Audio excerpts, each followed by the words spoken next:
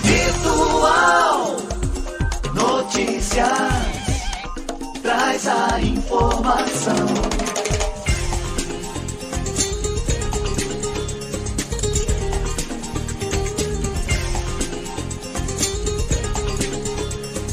Virtual News. 9h mais 46 minutos. Um bom dia para você. Começa agora o Virtual News desta terça-feira, dia 22 de agosto de 2023. Um bom dia aos poderes constituídos, ao Executivo, ao Legislativo e ao Judiciário.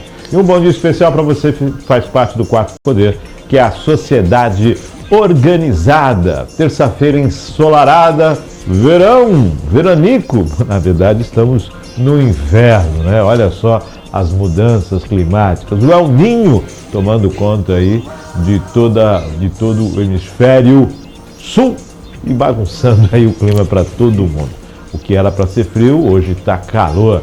O que era para ser normal, hoje está com o ar-condicionado ligado. É isso aí. É a temperatura subindo. Para você que faz aniversário nesse dia 22, parabéns, tudo de bom. Deus abençoando a sua vida hoje e sempre um feliz aniversário. Terça-feira de volta conosco, César Martins, nesse nosso bate-papo, nosso comentarista das terças-feiras, na Operação Maria Clara e, claro, sempre na sua companhia. Bom dia, César, bom dia, Maria Clara. Bom dia, Márcio, Maria Clara, bom dia a todos que nos acompanham. Um prazer enorme estar de volta aí, depois de um descanso. Descanso merecido. Descanso parcial, né? Assim, aquele descanso presencial, mas online aí a gente não chegou a parar. E chama a atenção de fato o que você comentou agora do calor. Eu estava lendo uma matéria ontem e falava exatamente sobre isso, né? Que ontem foi muito quente. E a previsão de hoje é ser ainda mais, com a sensação chegando a 42, 43 graus. Olha isso. Para no final da semana ter uma virada de novo de tempo e a entrada de frente fria.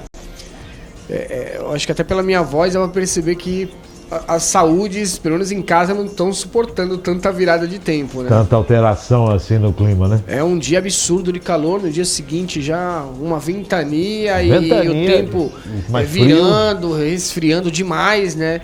Então realmente a gente perdeu aí o parâmetro do primavera, verão. Você falou uma coisa, César, que antigamente quando a gente tirava uns de férias, de descanso, a gente tirava mesmo dia de descanso, você está conectado, né? Então não dá mais. Não tem mais. Isso é uma coisa que a gente tem que se policiar demais, né, Márcio? Não existe mais sábado, domingo, feriado, noite, manhã, madrugada. Não só a globalização, como realmente os serviços, essa conexão online, constante. A vida é online, né? Parece isso. que é isso, né? Você está ali 24 horas. Então hoje depende muito mais de nós fazermos o nosso horário, nós fazermos, respeitarmos aí nosso descanso, nossa família, os nossos momentos, porque a internet, ela, assim como ela quebrou barreiras e levou informação onde antes era muito difícil chegar, ela também toma totalmente tua liberdade se não houver um pouco de disciplina, né? Vamos voltar umas 2 décadas aí. O celular existia, mas assim, nós tínhamos o telefone fixo, que era o mais importante de todos, né? Aquele que operava. E você ia dormir, você não se preocupava com o telefone, que ele estava desligado, mas se alguém ligasse para você, ele tocava. Hoje, acho que poucas pessoas conseguem desligar o celular quando vão dormir. De tanto que há necessidade de estar o tempo todo conectado, presente com o tempo todo. Então a gente tem eu mesmo dificilmente desligo uma vez ou outra, quando lembro, vou desligar. Aquela preocupação, vai tocar, vai chamar alguma coisa, mas vira um modo de vida totalmente 100% online, né? É isso aí. É por isso que eu digo que a gente tem que estar... A disciplina hoje depende muito mais de nós, porque tecnologia tem para você estar conectado aí 48 horas por dia. Então a disciplina depende muito mais de nós. Eu também não desligo o meu, só que a partir do momento que eu deito e durmo, ele fica ali, se toca, se é uma ligação, eu acabo ainda olhando, às vezes é alguma emergência, alguma coisa, familiar, mas exceto esse tipo de situação, ele fica ali só para vibrar, porque senão realmente a gente não tem um descanso, não tem, porque é chegando desligar a todo momento aí mensagem e alguma coisa de rede social e algum e-mail, então A disciplina depende muito mais de nós. A nossa saúde, o nosso lazer, a nossa família depende da nossa disciplina quanto a isso. Senão não acontece. 9h51, vamos para as pautas do Virtual News desta terça-feira. Principais notícias desse dia 22 de agosto de 2023. Japão libera água de Fukushima no oceano a partir do dia 24 de agosto. Notificações de Zika vírus aumentam no país em relação a 2022. Transporte gratuito em eleição está na pauta do plenário desta terça. Situação do metrô de Recife é estarrecedora, aponta presidente da CAS. Senado deve ouvir prefeitos sobre reforma tributária, diz Pacheco. CPI das ONGs ouve presidente do movimento Pardo Mestiço nesta terça. Gabinete 3D do Estado chega a Santos para discutir regionalização da saúde. É isso aí? Hoje parece que está tranquilo, né? Parece que está tranquilo as pautas. E agora vamos para aquelas manchetes que não podemos deixar passar em branco. Afeganistão, mais de 200 funcionários do antigo governo foram mortos. Mega Sena sorteia nesta terça-feira o prêmio estimado em 3 milhões. Brasil enfrenta a onda de calor que pode ter recorde de temperatura em pleno inverno. Previsão vai de 40 graus Celsius, matéria do G1. Projeto de lei quer fim da circulação de dinheiro em espécie. Impressão caiu 38% desde 2020, matéria do R7.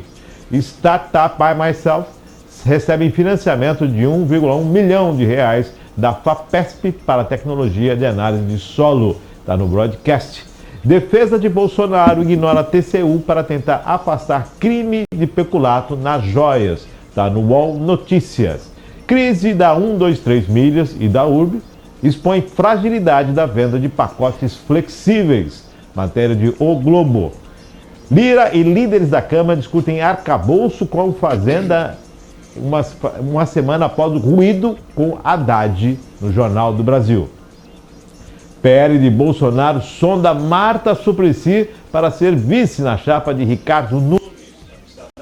Não quero botar pressão sobre ninguém, mas vamos ter que cortar despesas, diz Lira. Matéria do Estadão. A questão do Afeganistão são aí desde que o Talibã assumiu o poder, né? Então, funcionários das forças de Estado, de defesa da época, do Exército e outros funcionários do próprio governo foram eliminados, né? Foram executados. E a ONU vem fazendo esse levantamento e acompanhando isso. Sabia-se que isso ia acontecer, né? A saída dos Estados Unidos lá do Tio Sam ia acabar realmente gerando mortes, gerando execuções. E tá aí o fato, é concreto. César, quais dessas aí vamos bater esse papo a respeito? Quanto ao Afeganistão, é a maneira com que eles trabalham, né? É o modus operandi deles, então com os Estados Unidos ali, você ainda tinha um certo controle. Uma mão. Com esse. Exato. Tinha um pouco mais de cautela esse tipo de atitude. Saindo de lá, eles voltam a operar como eles já estão acostumados. É cultural, né? Então apesar de ser cruel, é a maneira com que eles resolvem seus assuntos. Eu acho que de todos aí, alguns chamam atenção. Essa questão do PL aí tá buscando. Marta Suplicy. Você vê que. Tem tanta coisa acontecendo na política, tanta reviravolta, exatamente, tanto extremo virando aliado que não vai ser surpresa nenhuma, sinceramente. Depois de Alckmin e Lula. Exato. As depois do PSDB sair numa aliança com o PT, então você não consegue mais surpreender com nada.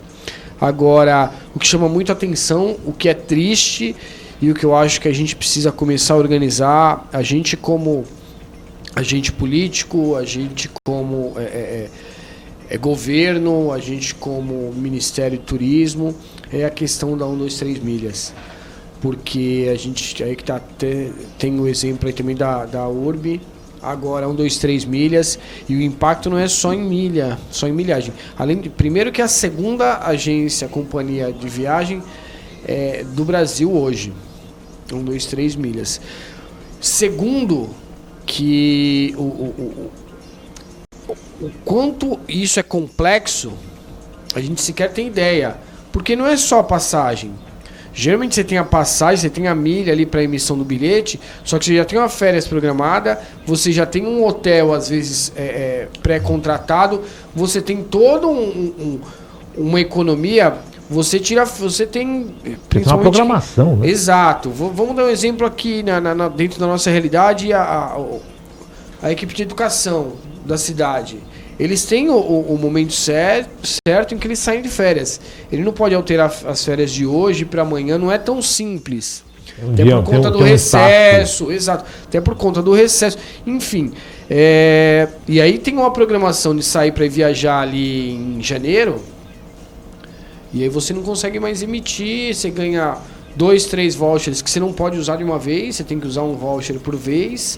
E aí você já tem um hotel lá que também vai ser prejudicado, porque num caso desse é motivo de força maior, então não é culpa do cliente. Tem que ser reestruturado. O hotel também precisa fazer o reembolso, então você já tem o hotel sendo afetado. Márcio, é muito grande. Fora a frustração. Fora a frustração. Fora a frustração e aquilo, né? Se todo mundo começar a entrar com ação judicial contra a empresa, um problema que, de repente, tem alguma alternativa de ser contornado, acaba desaparecendo, porque aí realmente vai sangrar a empresa até não sobrar mais nada. Liquidez zera e aí você esquece, ela vai ter, de repente, dívidas aí que podem ser impagáveis. A questão é, você viaja, você ganha milhas, você utiliza essas milhas para viajar. Mas toda vez que você sobe num avião com milhas ou sem milhas, pagando a passagem ou usufruindo do plano de milhas, o avião vai decolar e ele tem um custo. Sim. Então essa matemática toda chama atenção, né? E aí eu pergunto, existe alguma agência de controle sobre isso? Existe alguma situação? O Ministério do Turismo tem ação sobre isso? Portos e aeroportos? Quem é que engloba essa ação? Qual a agência que acompanha essa questão do turismo?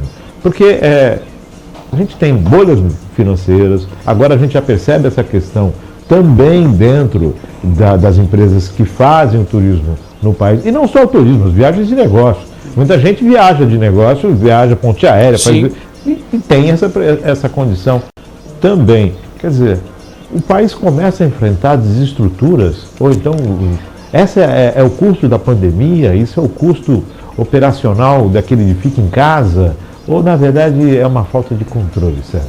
Eu imagino também, Márcio, que deveria ter um olhar mais apurado em cima desse tipo de operação, porque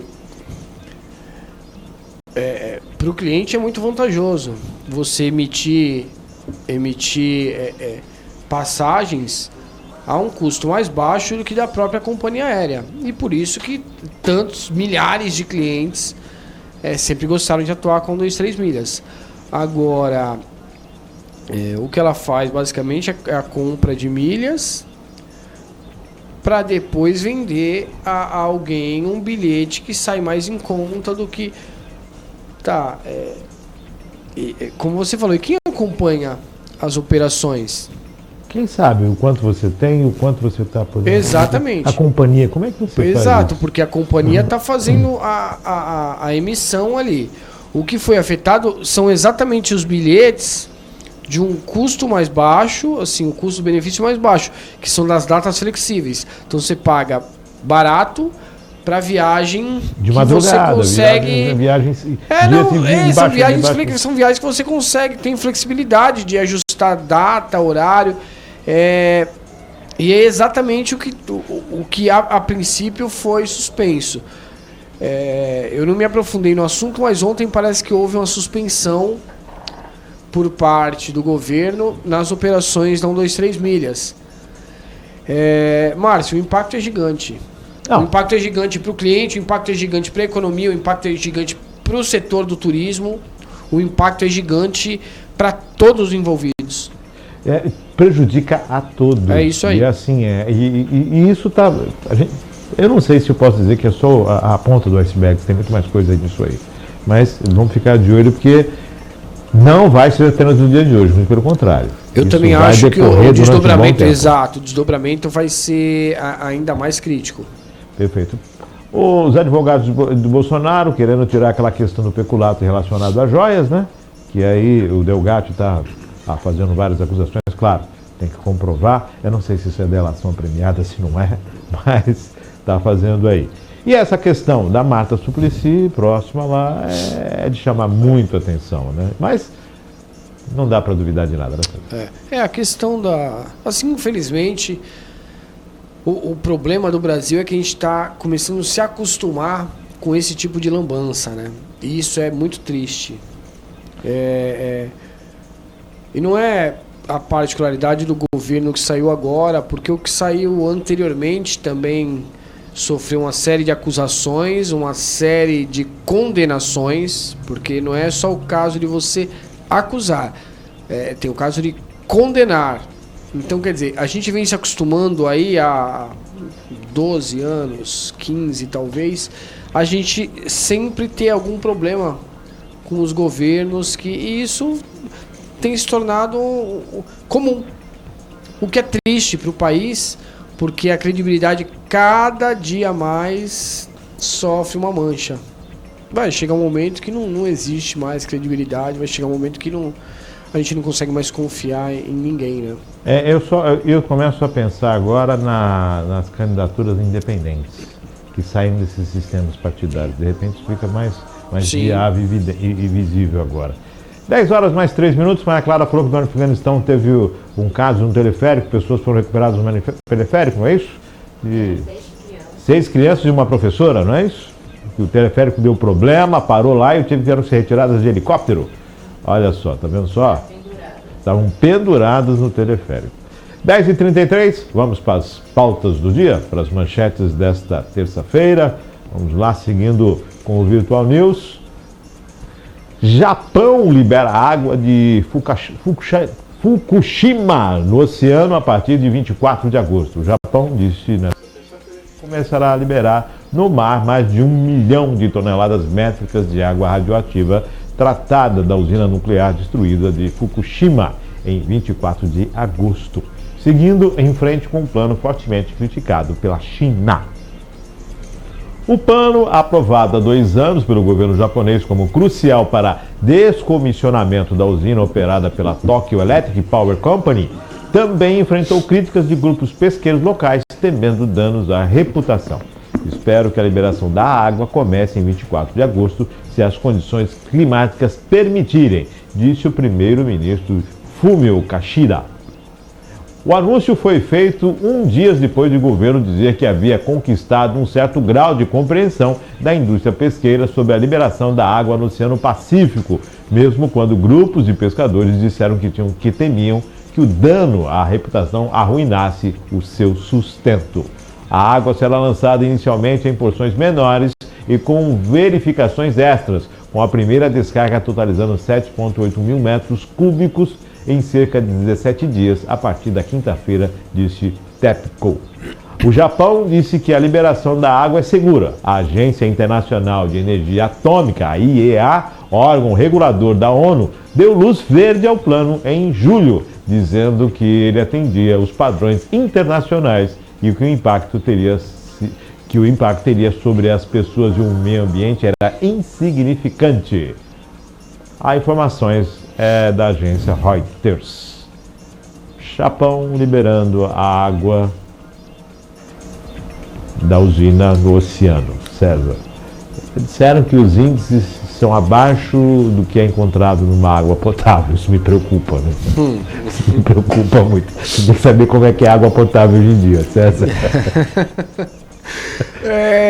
Márcio, assim, a gente precisa entender, é preocupante, né? Claro que a gente sempre se assusta, sempre fica com muito receio desse tipo de operação, mas tem jeito, é um caminho.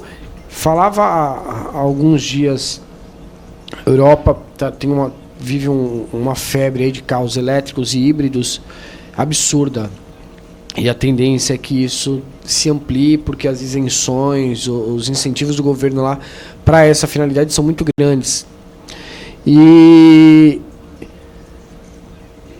Daqui 10 anos, isso sendo aí bem moderado no pensamento, a gente vai ter milhares de carros elétricos no mundo transitando e já chegando a vida útil das baterias ao seu final.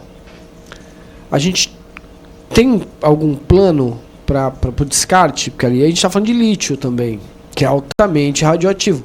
Então a gente tem algum plano de ação para esse descarte ou não? O negócio é ir fazendo e depois a gente resolve. Porque a bateria ela não é pequena, ela não é leve e ela tem uma quantidade considerável de ácido. Qual é a vida útil dela, né? Assim, enquanto o carro é novo é muito fácil, mas e a hora que começar a dar problema, começar a precisar substituir, porque é igual a bateria que a gente trabalha hoje de água aí já é... Tem uma vida útil já definindo 1 ano e meio, 2 anos. Exato, então, mas já é conhecida, consegue ser reaproveitada e tal, e as baterias dos carros elétricos. Então, quer dizer, é a mesma situação. Precisa haver uma maneira segura de se fazer o descarte desse tipo de resíduo.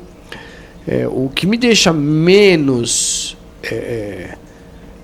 preocupado é que a equipe de especialistas aí da ONU analisou o plano e disse que está dentro de um padrão mínimo aí para garantir uma segurança. Eu acho que é esse tipo de atitude que a gente tem que ter em qualquer situação. Fazer um trabalho. Vai ser ruim de qualquer maneira. O descarte não é bom, ele não é benéfico. Não é natural. Além de não natural, ele não é benéfico. Ele não vai beneficiar nada. Não é natural. A população. Porém, precisa ser feito. Então, se precisa ser feito, que seja feito da maneira mais segura possível. Eu acho, assim, o que me deixa menos preocupado é acreditar que é o que está ocorrendo. Foi feito todo um plano, aprovado há 2 anos atrás, que agora vai iniciar a sua operação. É o que me deixa menos receoso. Lembrando que é a água utilizada nos reatores da usina, que ela foi acondicionada e agora, dentro do plano de contingenciamento, agora vai ser descartada. Obviamente, o descarte preocupa a indústria pesqueira do Japão, né? Que é muito grande. Claro. Isso chama muita atenção. E como é que fica?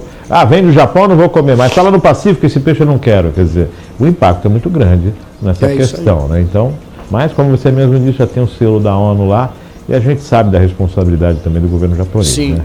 Que não é qualquer governo, né? Não sempre dá um jeitinho, não. Sim. Muito pelo contrário. Exato. Você ainda tem esse tipo de situação.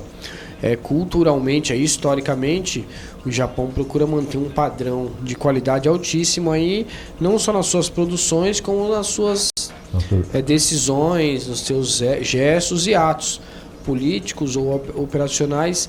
Então isso tira um pouco a fama da de fazer preocupação, bem feito, né? A fama de fazer bem feito. 10:09, próxima matéria. Notificações de Zika vírus aumentam no país em relação a 2022. Esse conteúdo é um tanto complexo, porém simples, viu? O número de casos de Zika vírus no país subiu 20% de janeiro até 8 de julho de 2023. As notificações passaram de 5.910 para 7.093, na comparação com o mesmo período de 2022.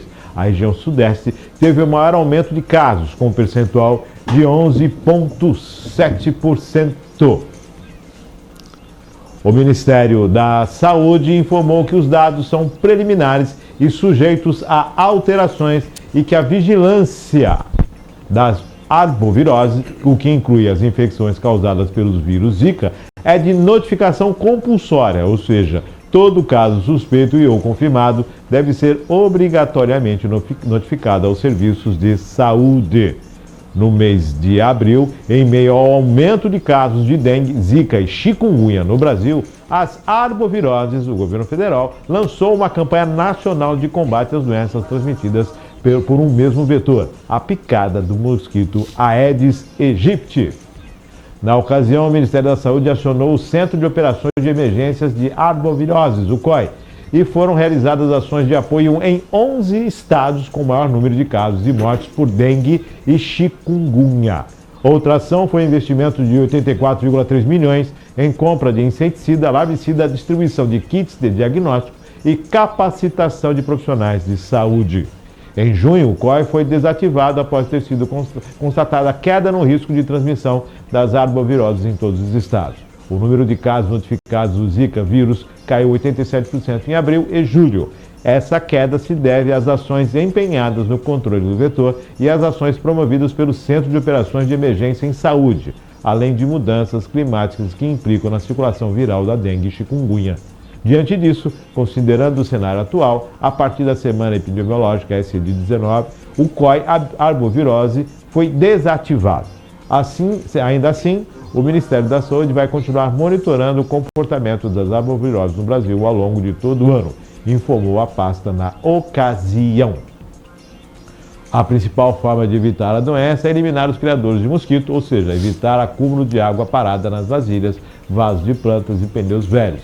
Instalar telas em janelas e portas, usar roupas compridas, blusas e calças e aplicar repelente nas áreas do corpo expostas, a dar preferência a locais com telas de proteção e mosquiteiros.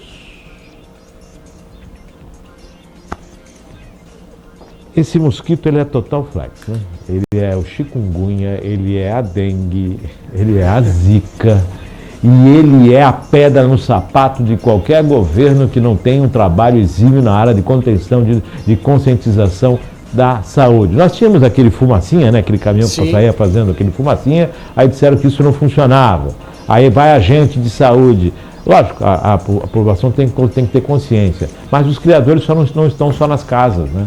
Estão também nos próprios, nos locais, que precisam ser historiados. Não são só residências. O que eu acho estranho é que eu estive na casa de um amigo essa semana que passou no Rio de Janeiro, e o condomínio dele, um condomínio muito bom, muito bem organizado, numa região nobre do Rio, eles todo santo dia eles fazem a aplicação da fumacinha. Da fumacinha. E, assim, para o condomínio tem funcionado muito bem. Se não tivesse funcionando, eles já teriam parado. E, assim, como é uma região, não sei se você conhece a área da Barra da Tijuca, você tem uma área muito verde, é uma área, assim, por exemplo, muito parecida com Cubatão, tem uma área em que você tem o redor com muito mangue. Então, naturalmente, você tem um número de mosquito muito grande. E funciona. Funciona, por exemplo, eu nunca precisei... ia estar investindo em algum Nunca precisei, por exemplo, passar repelente, encontrar na casa dele e não me lembro, assim, ter ficado incomodado com o volume de mosquitos. Então, quer dizer, tem funcionado. Em contrapartida, nessa mesma viagem, nesse mesmo encontro, encontrei um amigo nosso que, o cara é esportista a vida inteira, jogador de futebol, jogou aí em times grandes, Botafogo, Corinthians, Vasco, e que, cara, faz 3 meses que ele pegou chikungunya e ele não consegue, por exemplo, voltar a brincar numa pelada durante a semana, porque até hoje ele ainda sente os reflexos da doença, o corpo todo dolorido, articulações ainda. Então, quer dizer, você foi muito cirúrgico aí. É uma pedra no sapato da população e entra e sai governo, ministro, e a gente não consegue resolver essa situação. Lembrando que morte, né? Exatamente. Chikungunya, a dor é insuportável, né? As articulações e também o que você faz, depois de você passar pela doença, sobreviver à doença, ainda tem essas sequelas, exato. Essa dificuldade. Quer dizer, é um mosquitinho. A gente não consegue vencer o mosquito. A gente não consegue vencer o mosquito. Mas por quê? Não, falta consciência, falta boa vontade. É isso. Quantas vezes a pessoa da dengue passou na sua casa? Quantas vezes você observou lá para virar alguma coisa? Quais os próprios públicos que estão sendo monitorados, acompanhando? Isso é o país inteiro. É isso aí. Agora vamos depender do clima frio, do inverno. Veio o inverno, acabou com o mosquito. Tudo bem, mas não tem o inverno, tem o verão. Então, aí é que tá. Aí acaba, durante determinado período, em que esfria um pouco, todo mundo esquece do problema, inclusive o governo. Não precisamos fazer ação contra a dengue, chikungunya, zika, porque tá resolvido. Tá resolvido porque o clima resolveu. Aí só que a consciência, o trabalho aí de análise, verificações, orientações, deixa de existir. Aí depois começa a infectar um monte de gente, novamente termos mortes, aí o governo fala, ele lembra Tem aquele que projeto, ainda tem um aquele problema mosquito que... lá. Tem aquele mosquito lá para ver. É. Lembra? O cólera. Também teve. Quer dizer, É isso aí. essas situações onde o vetor é não falando do cólera, mas nessas situações que o vetor da dengue, que é um mosquito, dengue, chikungunya e zika, e não consegue se vencer Sim. esse mosquitinho. É difícil. Vamos aguardar. Lembrando que foi suspenso. Eu não entendo isso. Chegou num nível aceitável. O nível aceitável tem que ser 0. Para eliminar tem que ser 0. Exato. O nível aceitável é a taxa de infecção ser baixíssima e a gente não ouvir falar de morte por conta Mortalidade disso. zero. Ser uma coisa rara. Mortalidade. Alguém morrer sobre isso porque não procurou auxílio médico, não teve tempo, enfim. Porque não pode ser natural você ouvir falar de morte por conta de um problema tão recorrente. Enquanto se é índice, se é percentual, dá para se lidar. Começa a colocar os nomes. É isso. Começa a colocar os nomes das pessoas que são vítimas dessas doenças, que perderam a vida por causa dessas doenças. Começa a colocar nome. Aí você tira dos números e torna uma coisa muito mais real. Você tem muito mais sentimento e muito mais entendimento. Enquanto é índice, né? Tá tudo bem. 10h17, próxima matéria.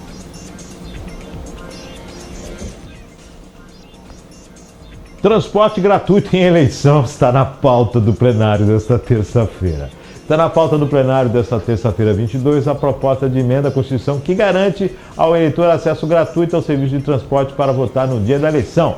A PEC é o 38 de 2022.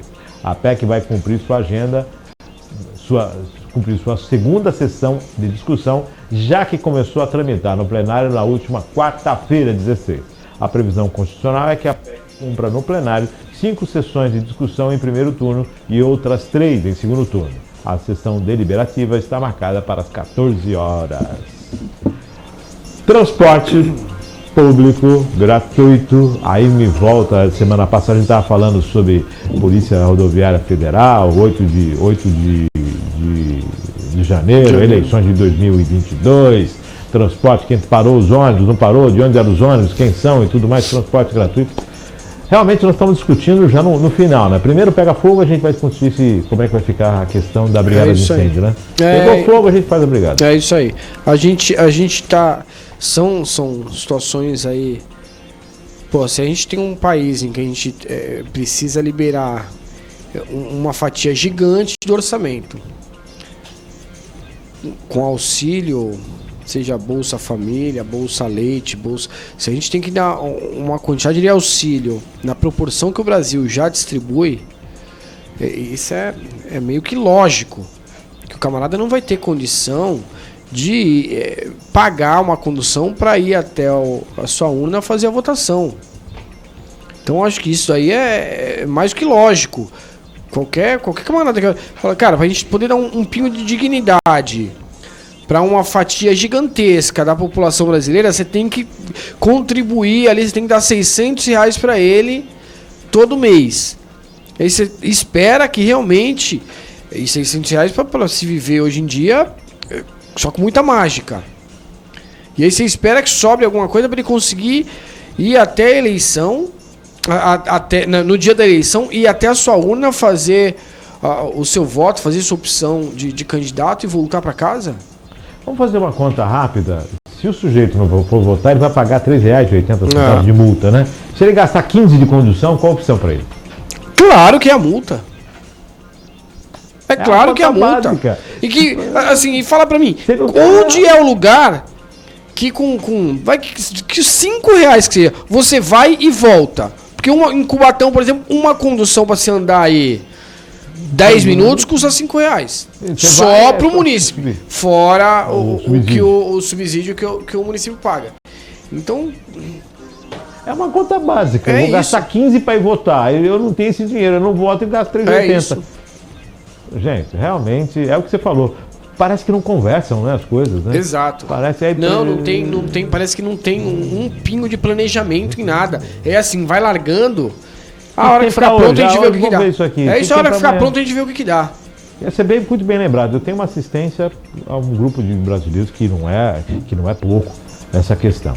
Além da assistência, eu tenho brasileiros também que estão fora dessa hora da assistência, mas também não estão com o bolso cheio de dinheiro. Sim. Não dá para ficar pegando ônibus. E aí você tem um dia de eleição, que é o direito do cidadão, e você tem o custo desse dia. Isso a gente não está falando nem do tempo na fila, nem se vai ter que comer alguma coisa, se vai ficar 4, 5 horas na fila esperando para votar. Não estamos falando disso. Estamos falando apenas do transporte. Quer dizer, realmente, parabéns, é isso aí. A gente dá Bolsa Família e cobra passagem. E cobra passagem pro cara aí também para procurar emprego. 10h21, próxima matéria. Situação do metrô do Recife é estarrecedora, apronta presidente da CAS. O presidente da Comissão de Assuntos Sociais do Senado da Casa, Humberto Costa, do PT de Pernambuco, classificou como estarrecedora a situação do metrô do Recife. O senador comandou uma comitiva formada por parlamentares e outras autoridades que fez uma vistoria ontem, segunda-feira, dia 21, nas instalações do modal de transporte que atende a região metropolitana da capital de Pernambuco. O objetivo da diligência era encontrar soluções para a crise na infraestrutura do sistema.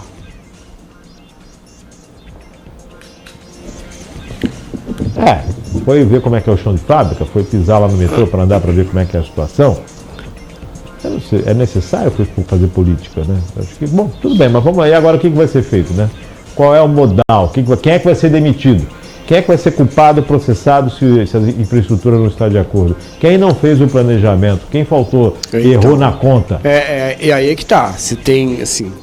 Sempre que você inicia um serviço, nesse porte principalmente, você tem tanta gente envolvida, tantos técnicos, tanto agente político, tanto... Agora chega nessa hora, depois gastou um monte de dinheiro. O serviço está de má qualidade. O serviço não ficou bom. Ué. É isso aí, Márcio. Dinheiro de quem? Quem vai pagar essa conta? Quanto foi gasto aqui, por exemplo, no viaduto do Casqueiro? Mais de 72 milhões era a previsão para fazer o consertar. Então, para corrigir, 72 milhões foi para corrigir. E que foi mais do que isso se gastou. Só para fazer a correção. Então é que tá. E no final das contas é o contribuinte, é o cidadão. 72 milhões quem que poderiam tá pagando. ter sido gastos em outra em conjunto habitacional, em um monte de coisa. Um monte de coisa. Na saúde, em ajudar a educação. acabar com a miséria na região. Em alimentar a família que muitas vezes tem que mandar o seu filho para a escola para poder se alimentar. Você bem lembrou do Rubens Paiva. Realmente é uma visão é assim que chega a deixar a gente indignado. Você gasta 78 milhões e quando você olha para a direita, você vê uma comunidade que passam fome, pessoas morando em cima nas palafitas. Nas palafitas, o governo constrói uma obra que é necessária e tudo mais, mas diante de uma falha de projeto, a gente falando de Recife, mas a situação então, bem aqui, né? Então, aí você está gastando 100 milhões ali para corrigir um erro que um monte de gente criou, discutiu, analisou, aprovou. Ninguém foi penalizado. E aí você você gasta rios de dinheiro de frente para uma das comunidades mais carentes e de maior extensão que a gente tem na região. É difícil, né? Imagina você pegar os 100 milhões e aplicar ali na Vila dos Pescadores. É difícil. Então lá a questão do metrô tá essa. Vamos colocar na conta do Cabral, né? Então, não tem jeito. Assim, se ninguém... Cara, se não tem seriedade na criação e acompanhamento, aí... Quando dá problema, você também não tem seriedade na apuração e assim, penalização de quem não fez direito, isso aí a gente só vai... Tem ISO pro poder público? Eu nem sei se tem um ISO pro poder público. Deveria. Deveria ter um ISO controlado. Porque se a empresa privada, que geralmente tem uma apuração... uma criação e acompanhamento e uma penalização muito mais dura, porque o camarada não quer jogar dinheiro fora. Por que na cidade, que o dinheiro nem é teu, você não tem que seguir determinados padrões? Padronização, é isso aí. Bom, já tem uma padronização, né? Tem. Embora não seja melhor, já existe, que é não é, você bem falou, não é dinheiro de ninguém. É isso aí. 10h26, vamos a mais uma matéria. Senado deve ouvir prefeitos sobre reforma tributária, diz Pacheco. O Senado deve realizar reunião temática com prefeitos para ouvir suas impressões sobre a reforma tributária, proposta de emenda constitucional, a PEC 45/2019.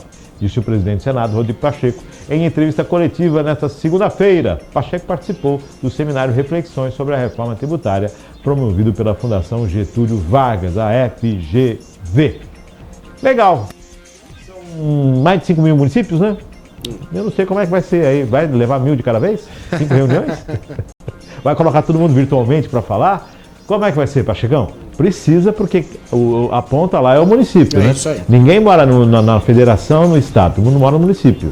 E tem cidades produtoras que vão ser penalizadas aí com essa reforma tributária. Vai facilitar para uma e vai se prejudicar a outra. Agora, como é que você vai ouvir os 5 mil, né?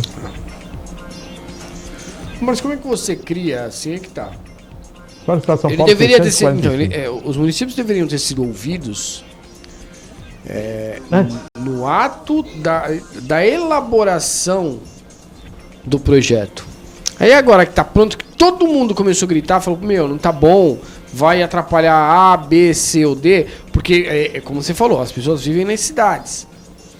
Então ninguém melhor do que o prefeito, do que o gestor da cidade dizer, olha, se você mexer naquela vírgula ali, vai atrapalhar tantas mil pessoas aqui. E esse tantas mil vai atrapalhar mais tantas mil ali da cidade vizinha, ou do camarada que se beneficia do meu produto. Enfim, aí na hora que tá pronto, que já deveria ter sido votado, a gente precisa ouvir os prefeitos. Volta pra prancheta? É o que você bem falou. Deveria ter sido feito antes, né? É mais ou menos colocar a farinha no bolo depois que ele tá pronto. Mas o projeto foi encaminhado. Mas então o projeto tinha que ter sido, em vez de ser encaminhado, tinha que ser sido discutido antes. É isso. Com a base. Mas o Senado... Mas vem cá, os prefeitos estão gritando. Não, mas quer acelerar, entendeu? Mas, assim, não adianta você querer chegar rápido se não chegar bem. Você vai chegar... É melhor você chegar mais devagar, mas chegar... Agora não dá pra querer tapar o sol com a pereira. Por que isso? Porque a gente vai encerrar o ano num déficit de cerca de 8 bilhões... que a gente já sabia que seria, e o governo batia na tecla. Não, que a gente vai zerar o déficit. Não vai ter problema, não vai ter rombo no orçamento. Vai ter rombo, a gente já sabia disso no começo do ano. Mas como é que você sai de um Porque número de a gente ministérios e aumenta e não tem? Porque o planejamento pro próximo orçamento tá beirando isso também. Um déficit de 10 a 15 bilhões. Pô, mas quem que não sabia disso? A gente criou um monte de despesa sem trazer... nenhuma fonte de receita. Não então, vender, isso não, gerar. Você não precisa ser um especialista, você não precisa ser um economista formado em Harvard, você só precisa ter um pingo de coerência. Porque se você aumenta o que você gasta, sem aumentar o que você ganha, vai faltar dinheiro. E agora você quer acelerar um projeto que está mal elaborado para tentar... fechar ali um pedacinho do buraco, porque ainda assim vai ter um rombo gigante. É aquela massa. Vamos colocar aqui na ideia da pizza, né? Você tem uma pizza, você consegue dividir ela em quantos pedaços? Mas você só tem uma pizza, você não consegue. Eu preciso, mas tudo bem. Cara, eu gostaria de ter 10 pizzas, mas não tenho, só tenho uma. Então eu vou ter que dividir. E é melhor cada um mesmo comer um pouquinho do que 2 comerem metade dela, sobrar mais 5 para comer outra metade e ficar 10, 20 sem comer nada. Só olhando. Então é básico que você falou que não precisa reinventar a roda nem colocar o ovo em pé. A matemática é clara. E agora, vamos falar com os prefeitos. Então, mas eu queria fazer mais. Cara, eu também queria. Todo mundo queria fazer mais. Mas você só pode fazer o que a tua capacidade permite. E aí não, a gente tá querendo fazer e faz e cria e apresenta e anuncia e coloca em prática. Aí esquece que para isso ser feito precisa... que a conta bata. Vai faltar dinheiro para alguma coisa. Volta para prancheta. 10h30, vamos à próxima matéria. CPI das ONGs ouve presidente no movimento Pardo Mestiço na terça. Me chamou interessante essa informação, viu? A CPI das ONGs se reúne na terça-feira hoje para ouvir o depoimento da presidente do Movimento Padre Mestiço Brasileiro, Elderly Féderes Castro de Sá Leão Alves. A presença da convidada, que também preside o Conselho Municipal de Direitos Humanos de Manaus, atende ao requerimento 110/2023 do senador Plínio Valério. A oitiva está prevista para as 11 horas. Daqui a pouquinho já está começando, hein? Segundo Plínio Valério, a presidente da CPI, a convidada denuncia que estão transformando mestiços em indígenas, o que teria resultado na elevação do número de indígenas nas estatísticas do IBGE. Elderley Alves questiona os critérios do órgão quanto à classificação racial de índios há mais de uma década. Ainda de acordo com o senador, a convidada tem conhecimentos relevantes por participação em processos de demarcar terras indígenas na região de Altazes, no Amazonas, que tiveram atuação de ONGs. A Éder Silva será a 11ª participante a depor no colegiado. A fonte é da agência Senado. Parece apenas uma oitiva simples, mas tem um detalhe que me chamou a atenção, César, é a questão de por que você transforma mestiços em indígenas. Qual o critério? Mas qual é a diferença? Aí você tem uma demarcação de terras indígenas. Como funciona? De que forma está sendo operado? Nos leva a crer que você pode utilizar de qualquer forma, realmente para a preservação da área indígena ou então para um aumento no ganho de área. Vamos ser indígenas, César. Vamos declarar, e a gente se torna dono de um pedacinho de chão. Seria isso ou não? Qual é a formatação dessa composição e o que a CPI vem demonstrando? Lembramos dos casos dos Yanomamis que estavam passando necessidades sérias. E está se discutindo a presença de ONGs naquela área que recebiam valores da União. E por que estava naquela situação? O Exército Brasileiro é que está tomando conta disso agora. A Aeronáutica está tomando conta disso agora. E nós anunciamos há um tempo atrás 140 milhões para que fosse aplicado nesse processo junto à Aeronáutica.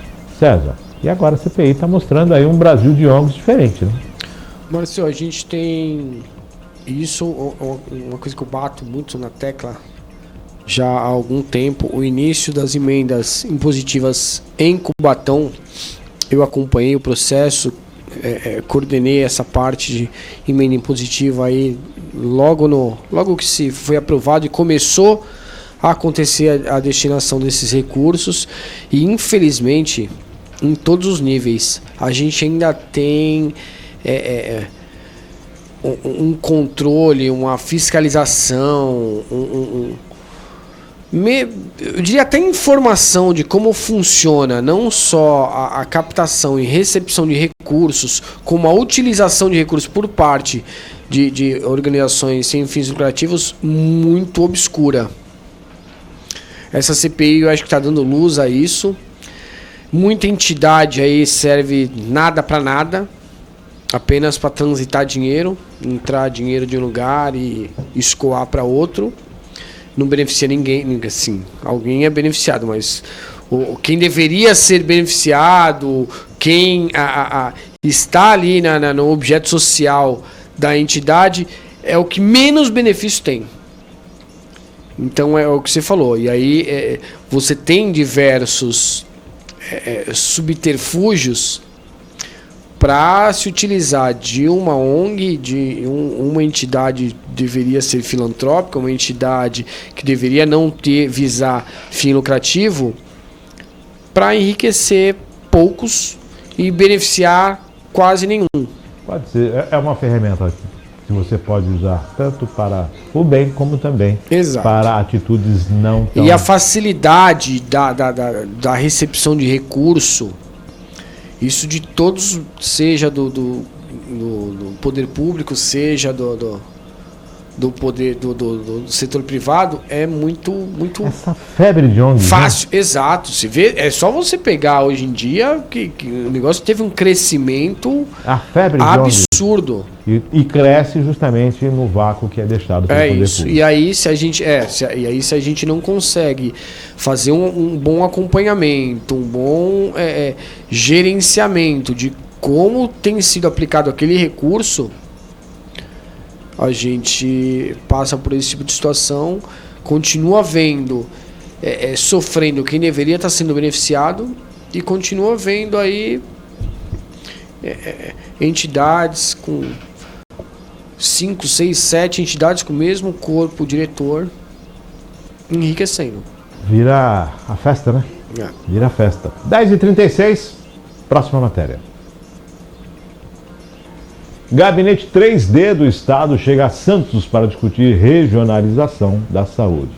O secretário do Estado de Saúde de São Paulo, Eulis Paiva, esteve em Santos ontem, segunda-feira, para levar à Baixada e para a região de registro o Gabinete 3D do Saúde do governo de São Paulo, que concentra ações para promover a aproximação das lideranças, gestores públicos e servidores da rede de saúde.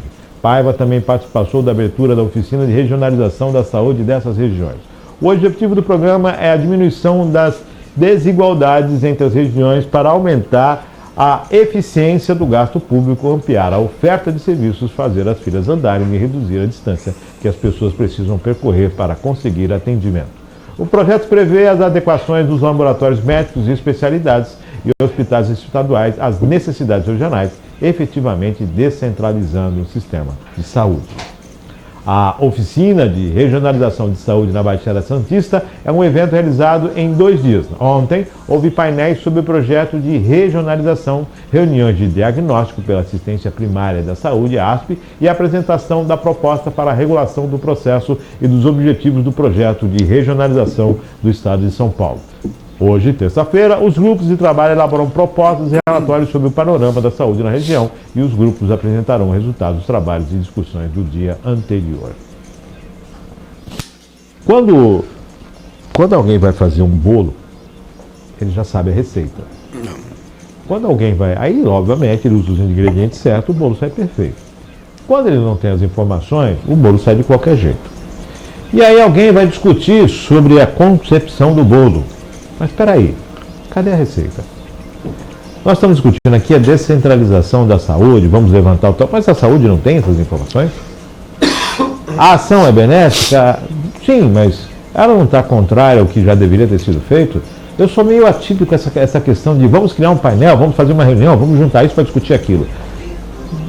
Os dados já não estão aí? As ações já não são necessárias? César?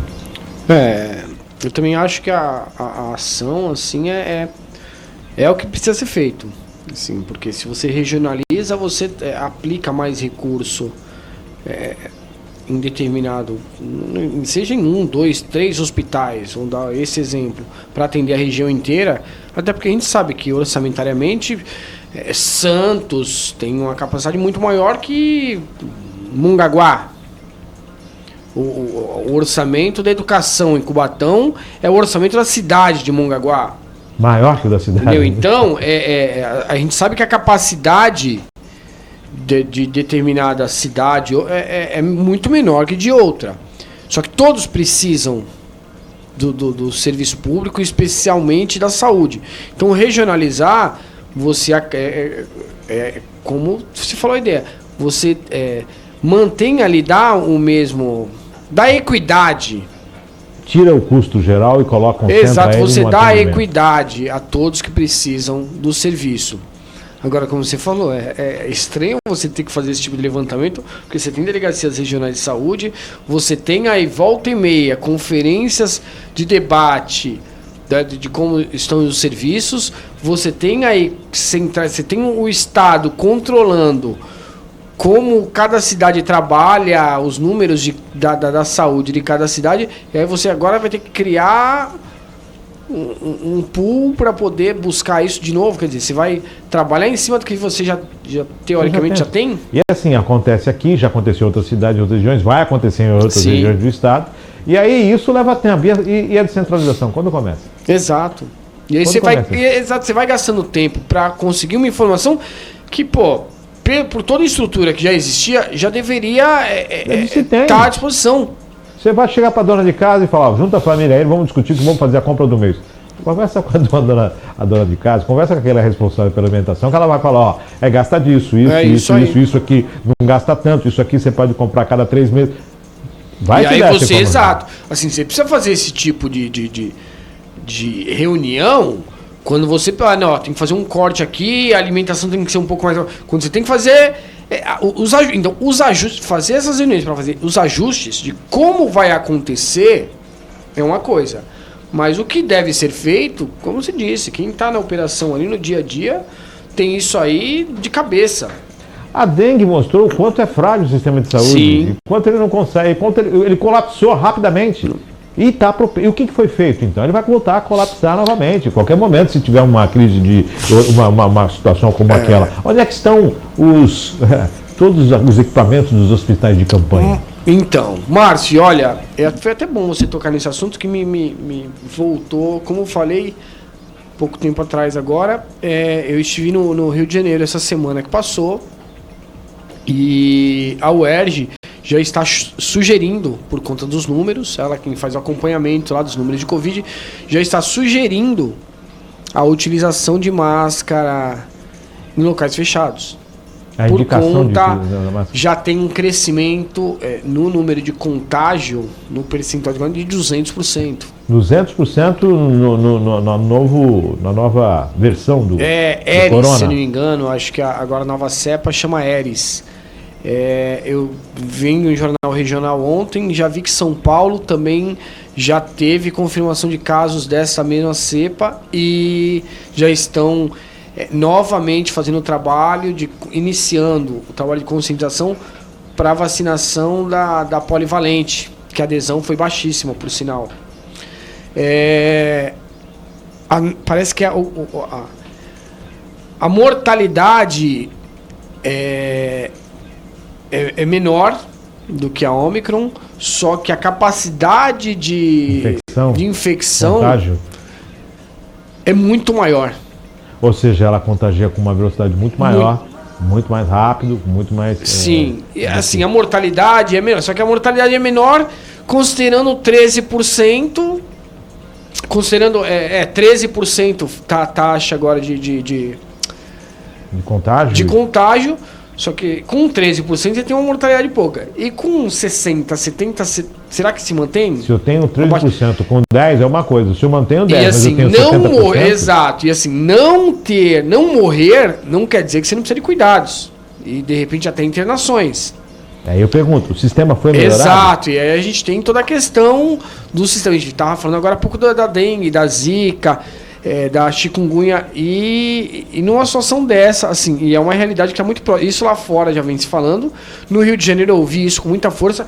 Era muito comum você estar em lugares e verem as pessoas com máscara, muitas vezes não com ela no rosto, mas já com ela na mão para entrar em algum lugar, já colocar no carro, as pessoas passando. Então, quer dizer, é uma realidade que já está muito próxima novamente. Já tem caso em São Paulo também? Já tem caso em São Paulo confirmado. Então atenção, tá aí uma nova situação. E eu pergunto, estamos preparados para isso? Aprendemos há 2 anos atrás, 3 anos atrás, estamos em condições de caminhar? Onde é que estão os equipamentos dos hospitais de campanha? Onde é que estão os respiradores? Onde está tudo isso, né? Onde foi parar tudo isso?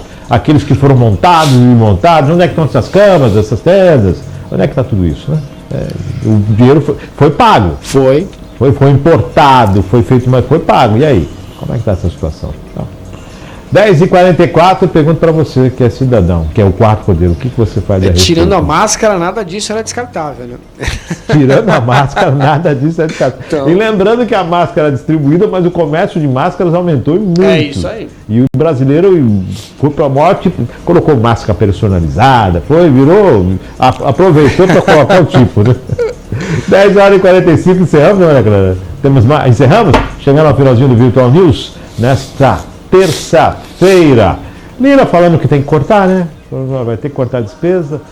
Toda aquela discussão sobre essa mini reforma ministerial, quem desce, quem se mantém, quem tem garrafa para trocar, está lá o arcabouço para ser analisado, está a reforma tributária e está essa questão de cortar. Vai ter que cortar onde? Lembrando que já houve cortes e o orçamento de 2024 do governo federal já foi enviado, né, para discussão, e esse orçamento está baseado na lei atual, que é de teto de gastos.